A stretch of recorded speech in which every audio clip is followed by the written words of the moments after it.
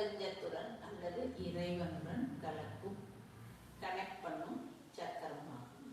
இந்த சக்கரத்தின் தாமரை வயலட் நிறத்துல 1000 இதழ்கள் உடையது.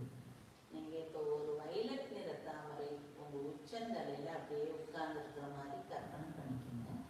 அந்த தாமரை இந்த உலகத்தில் இருக்கும் எல்லா பாசிட்டிவ் ரேஸையும் தன்னுள் வாங்கி நம்மளது உச்சந்தலை வழியாக நம்ம உடல் முழுவதும் கொடுக்குது. அப்படியே நம்ம பாசிட்டிவ் எனர்ஜியால குளிப்பாட்டப்படுகிறோம். அந்த மாதிரி ஒரு கற்பனை பண்ணிக்கோங்க. வயலட்